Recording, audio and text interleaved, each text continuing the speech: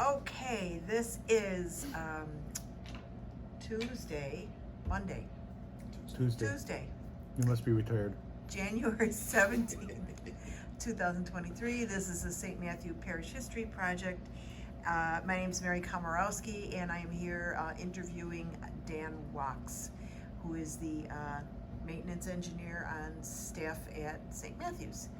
So thank you, Dan, for being willing to participate in this. Thanks for the opportunity. So tell me a little bit about your family background. Where did your family come from? Where were you baptized? Where did you go to school? That kind of stuff. So, born and raised in Racine, baptized Lutheran, some church in Caledonia. I don't recall the name of that, and I don't think it's even Lutheran anymore. But kind of grew up going to Prince of Peace Lutheran Church in Caledonia. Mm-hmm. That's where I was confirmed. Then kind of grew up and kind of grew out of the church, and so the family. My family's always been from Racine. My dad's from Racine. My mom is more from North Dakota. So they come to Milwaukee. The parents came to Milwaukee in probably the 50s, you know, and they lived in Caledonia for a while, off of 6 Mile. Mom graduated from high school, then got married with dad, and then shortly after I was born. Yeah, it's always been Lutheran. What brought you to St. Matthew's? So I got a job at St. Rita's in Racine, in Caledonia, and a neighbor gave me that opportunity to be maintenance at the school, and so I was there 3 years, and got my boilers operator's license and some schooling and stuff like that, and left there for a supervision job at Sacred Heart of Jesus. Let me back up a little bit.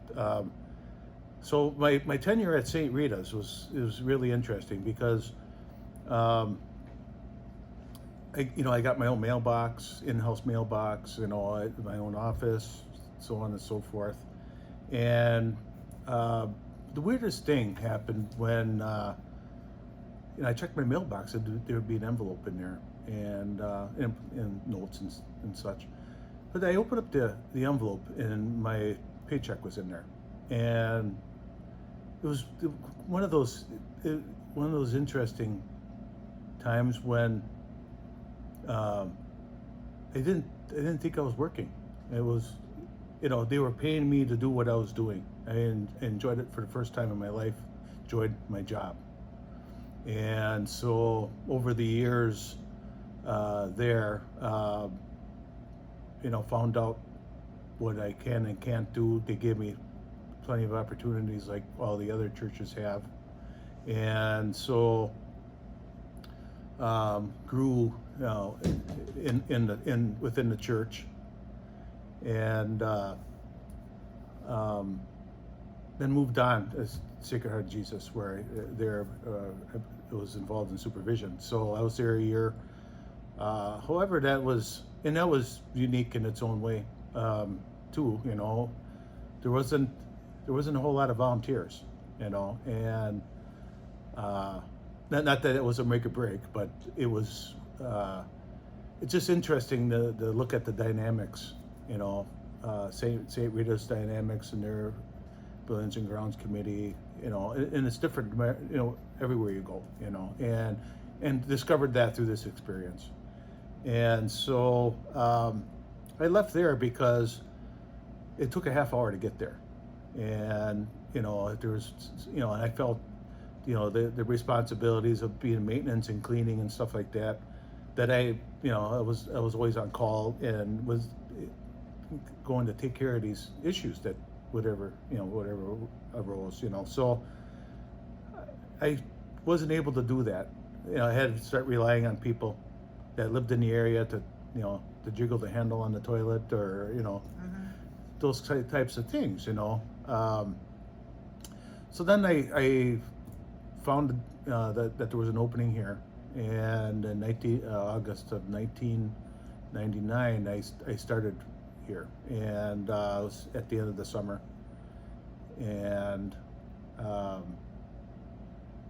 this is 15 minutes from home, and as time grew, learned a lot.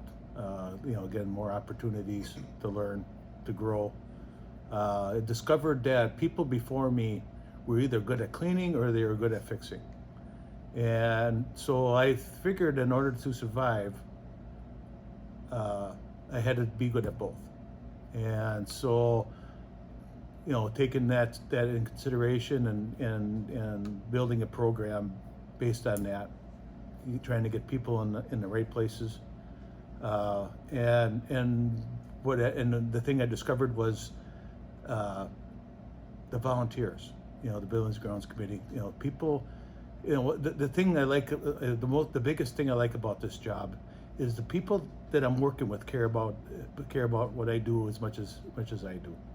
And so, and that helps, greatly, and so, 3 years came up, and up until that point in my life, when I started here, I was actually 24 years old. Now I'm 56. So at that point in my life, I never worked at any job longer than 3.5 years.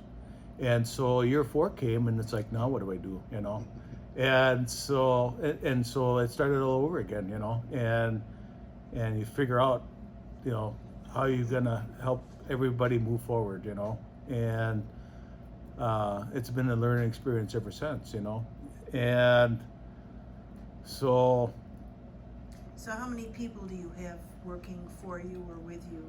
So when I started here, it was a core group of kids during the summer, like 3 or 4, and then it was just me and Gordy Polster to start out, and he was cleaning class. He was coming second shift. We cleaned the cafeteria and then cleaned everything else in the evening, and we did that for a few years, and then of course I'm running around, helping him out and doing whatever I can do, cut grass and everything else.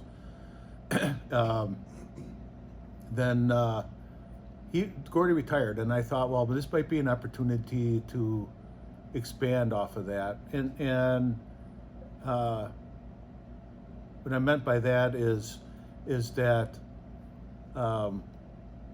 create a bring the kids in, like we do during the summer, and give them an opportunity to clean, but then also a learning opportunity. And so we created a couple of new positions, cleaning classrooms at night, and in addition to somebody that was cleaning during the day. And so at that time, we had the old hall, and these additional people mainly took care of the school, and I did the church things in the old hall and the rectory and Little Brick Church. So over the years, we expanded off of that, and then I kind of even during the summertime, created opportunities. Kids were generally cheaper, minimum wage. So that's what kind of helped transition over to more people was, Gordy's wages were kind of spread out over a bunch of kids. So not that he was making a ton of money, but it made it easier to bring kids into the picture. And through that program, we got people to clean the classrooms at night, and then they were a seed for working during the summer. And in most cases, they were college and high school students. And through that, we, and it just from the time that these kids come in the door to fill out an application, from that point forward, it's a learning experience, because it's everything that you're going to need to do as an adult. Not to dot the I and cross the T, but people are going to know how to fill out an application. There's competition to get jobs. There's experiences that that they don't normally get at home. With painting, with cleaning, with operating a lawnmower, a vacuum in some cases. And so it kind of developed this program where it was a learning experience from the day they fill an application to the day that they left, because if they needed a referral for a job or scholarship, or I followed them through that whole process and then helped them get another job. I always encouraged that, even though I thought some of them would take over for me. It never happened. So but you kind of based the program on that. But over the years, that obviously has evolved because of COVID and lots of other things. When the economy was good, I couldn't get help. When the economy was bad, I had parents were calling me and wondering if they can get their kid in. So you see a lot of things over the years. So And how many of you got now? right now, I had as many as 9 part-time people, and that's including summer kids. And it's been so like everybody else, it's been so difficult to hire people. And so, but luckily I've been able to get enough people to see us through. And what's the scope or what does the role entail? Not just the high school, but your role. I mean, what is the scope of your responsibilities here? So my responsibilities are the buildings and grounds. We just a couple years ago we reopened the cemetery. As part of that, before that we planned on the gallery space. I was involved in that to a certain extent. As the years gone on, I got more and more exposed and more involved in all the additions, all the programming, security, all that, subcontractors. I mean, that stuff has always been there, but it's even more so now.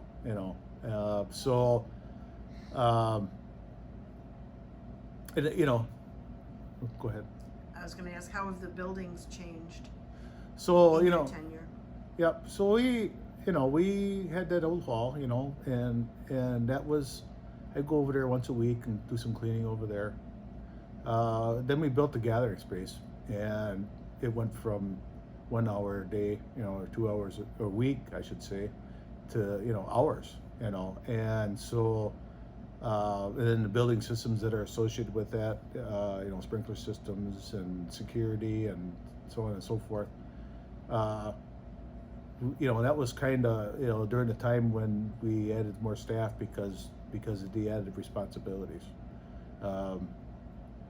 We also during that time turned the church around. The configuration in the church has changed, and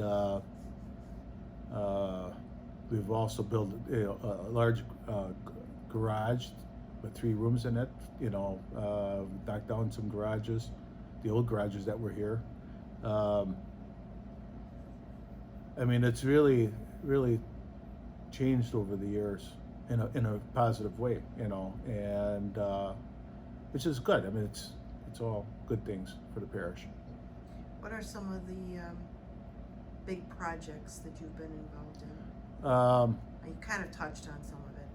Yeah, we did all the ceilings and put new lights in the church, or in the school in the south wing, and that was all. It was all volunteer labor. We qualified for energy credits, and we replaced the boilers. A brand new parking lot. Like I said, expanded the cemetery with years and years of growth, potentially, and put a columbarium out there, which is something it's kind of new to, I mean, cremation's always been there, but it's even big time now, and giving people opportunity, choices as to how they want to be buried, so taking part in that, make that happen. Technology, yeah. I mean, we got Wi-Fi in all the classrooms now.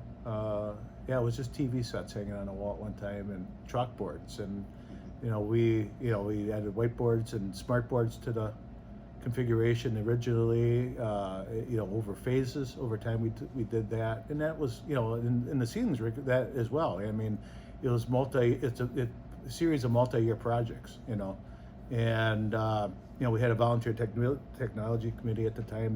They helped make the smart boards happen. Buildings and grounds. The technology committee handled the technology part, and buildings and grounds handled the installation of the equipment. And how do you make that happen? With volunteers. It's been incredible. Incredible journey that way. Let's see what else. It's just all these odds and end things. That new roof. We just put a new roof on the church. That was a huge project. And then for 2023, we're putting new univents in the classrooms, and a lot of this stuff is original to the building. It was built in 1962 or 63. So these things they just don't make these parts anymore. So we're able to make that happen. We just signed a contract to make that happen this summer. So we're excited about that. And then for the future, we did the church roof last year, and in the coming years, projecting to do the school roof, which was done in 1992. So we got a lot of projects going on. We got a lot of plans for the future. Okay. What about Little Brick Church? Were you involved in that at all, or was that before you? So yeah, that was before me. But one of many stories behind that, and talking to people, my role obviously is upkeep, and so it's interview people throughout the years on how they were doing things and how we got to where we are today. A lot of things to I don't know. I guess I'm trying to think of the word. A lot of mysteries, and like there is in any part of the building, And so, you talk to the people that were involved at the time, and that's how you usually find solutions. Get answers, and with those answers, help us move forward. Okay. Aside from your job and your involvement with buildings and grounds, have there been other areas of the parish that you've been involved in? Well, yeah, recently Did you want to talk about, share a little? Well, in 2012, I filled a void in my life, and at that time it was religious. I wasn't practicing. I wasn't going to church, and thought I started going to church and realized that there was something missing, and I think it was church, and so eventually I became Catholic in 2012, and kind of knowing, once you do that, you should try to be more involved in the church, and at that time, or to be involved in the church, was looking at other ministries, and the one I ended up in was St. Vincent de Paul, and so I've been doing that since 2012. And participating in different activities in that group. Currently, I'm the vice president of that committee, and so it's been very fulfilling for me. I help out with Holy Name. I try to help out with Roland in the fall, but I go up north in the fall. So, but not so much. But there's other things coming up that I try to help out with. Not so much Holy Name, but I do help with a lot of setups, and I think I'm in a position where knowing that we need volunteers to make this stuff happen, and it just kind of. yeah, more, even with buildings and grounds, I get involved because ultimately they're helping me, and so help the church. So Monday morning I know where all my stuff is because I was there participating in it. I can help with tables and chairs set up early. There's a ton of things that we're that I'm able to do. All right. Have there been influential persons in your faith development from St. Matt's? And if so, can you share a little bit about that? So, yeah, there's all kinds of people. Pat Daly was my sponsor during my RCIA journey. He went through the program himself with Alice Hatzenbeller, and there's just the community in general. There's so many things that happen over the 28 years that I've been here, and all these milestones have been celebrated one way or the other through different acts. I'm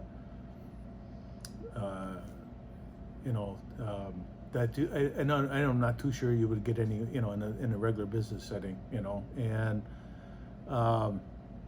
that goes a long ways. And it just, there's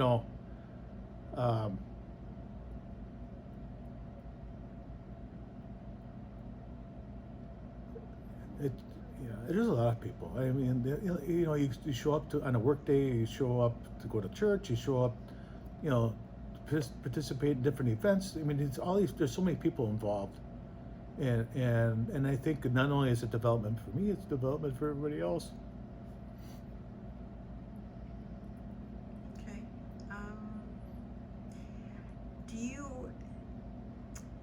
Are there any pastors or other staff members that you recall having specific personality traits? Maybe things that made you laugh, or any funny stories? When I started at St. Rita's, I had this thing in my head that priests wore collars, and always wore uniforms.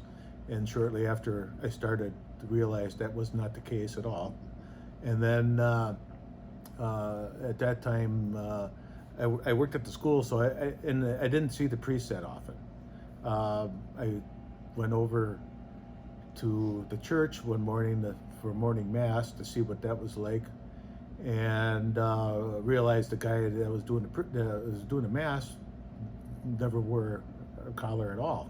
So that was Father Jack Shirley, and so that was an interesting experience. And then a few years later, the school hired a nun, and I thought, now what am I going to do? I can't swear anymore, So, but as it turns out, and she wore the uniform quite proudly, and she's one of the best people I ever worked with. And she didn't drive, and I learned through that experience that the convent was like 3 houses away from my house. So at St. Monica's nursing home. So she worked there often too, and so there was a lot of times where I gave her a ride home because she wasn't driving. So that was a really neat experience. What about here at St. Matt's? So Father Bill at the time lived at the rectory, and he always wore a collar, and that was pretty much my experience until I went over there once and seen him in shorts. So that was weird, and I get it. Once again, they're humans like the rest of us.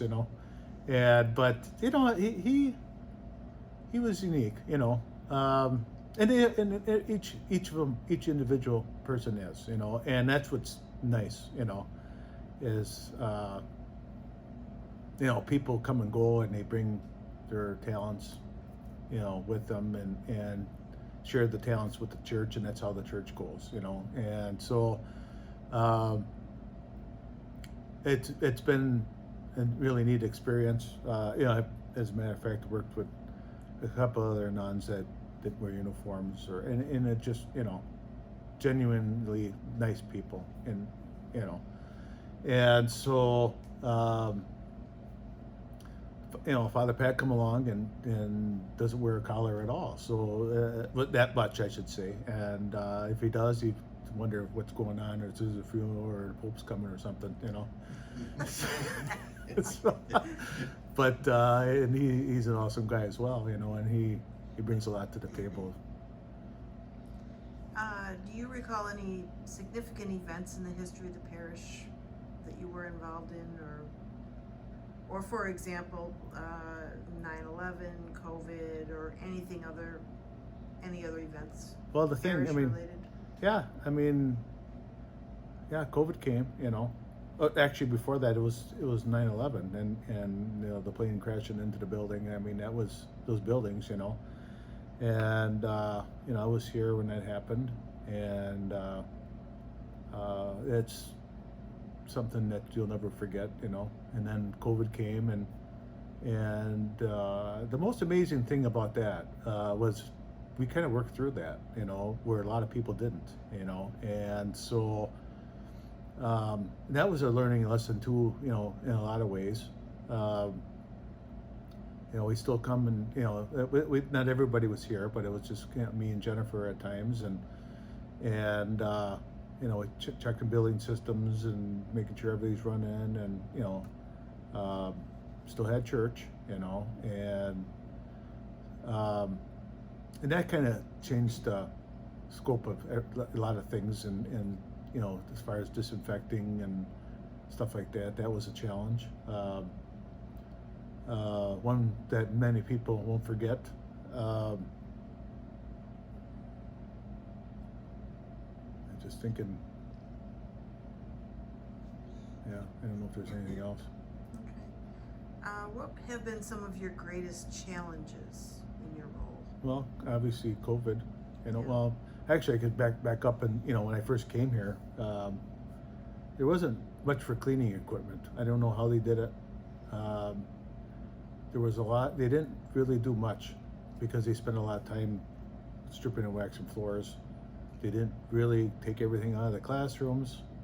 There was the equipment didn't work, and that makes it hard to do your job when you don't have the right tools.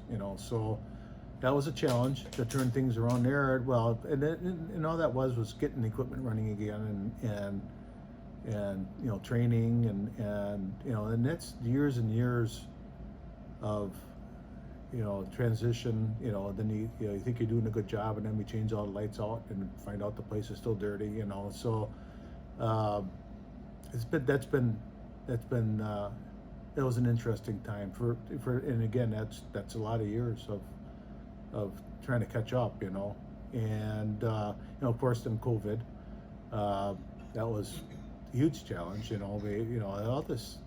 In cleaning, you kind of got a background in that, where COVID, nobody's got a background in that, and so that was a huge undertaking for everybody, and so a lot of typical things. Okay. Can you describe some accomplishments at the parish that you're proud of? Well, yeah, everywhere you look, there's different people doing different things, I don't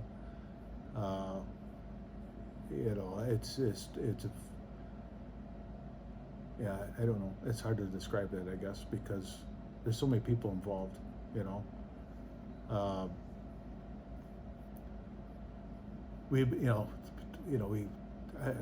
again, kudos to Father Pat. He, and Father Bill too. We got some fundraisers going, and we got some things done. Father Pat, he's just phenomenal when it comes to. He doesn't have to try hard, and he's been very successful at getting the money that we need to get things done, and it's not an easy thing to do, and everybody's least favorite thing to do is, ask for money, and thankfully he's been able to get things going, and so we can get things done, so.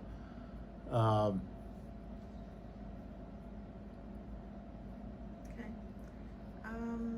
When you think about the future here, what excites you the most? Well, the ability to grow. we've been doing that, and you know, coming up with the challenges and working through them, and you know, we got a vibrant school, you know, keep that going. It's been, you know, it's like everything else. It has its ups and downs, but there's a future in it, you know. I think that helps. When you say grow, what do you mean by that? Well, you know, we're improving on the facilities all the time. You know, if we ever get to the point where we need a church, we got room to put that someplace. You know, we're a lot of years out in cemetery expansion. We can, you know, a lot of room to grow out in the cemetery. You know, just the space in general. Okay. Is there anything else I should have asked you that I didn't, or anything else you'd like to expound on? Well, there was one. I got a crazy story. Sure. We like crazy. Yeah. There was one time a raccoon got into the Little Brick Church, and I went to Father Pat. I couldn't get it out. You know, it was hiding behind the altar, and I said, hey, I might have to shoot it. You know, just to get it out. I said, the last thing I want to do is kill anything in church. I said, but that might be an option. He says, do what you got to do. You know. And so then, you know, we tried radio, we tried a few different things, and it still wasn't coming out. So finally, I had a noose on a pole, and I went in there, and my Buick was by my side, and he went in there with me, and went in there, and I grabbed it, and I'm running down the aisle with this raccoon on the stick, and I'm running out the door, and I'm trying to get it up in a tree, because, you know, if it feels safe, it won't run away. It'll stay up there. And because the last thing I wanted to do, I didn't want to kill it, and I didn't want it running down the tree and into the road. That was my biggest fear, is get him that far and have him get hit by a car or something. So I'm trying to, you know, so as I'm running out the door, Father Pat is coming from the rectory. And all at once, my Buick busts through the door, and I come running through the door, and I got this raccoon on the stick, and he's this beside himself, and well, just let him go. I said, no, I'm gonna let him go in the tree, you know, and if he comes down the tree, that's up to him, you know. I did all I could, you know, and I got him up in the tree, and sure, he came down the tree, and he ran off. Actually, he ran over to Dave Wachs' house, which is north of here, you know. So never ran into the road as far as I know. But that was, you know, that's by far one of the most funny, and there's a ton of stories, of course, and that's one that resonates with me the most. Something that Father Pat would probably appreciate too, besides some of his homilies, you know, that involved me. But yeah. So, but yeah, I wanted to share that story. Good, that's a good one. Anything else you want to share? That was it, yeah. Well, I guess that concludes our time, and thank you again very much for spending time with us today. Yeah, thank you.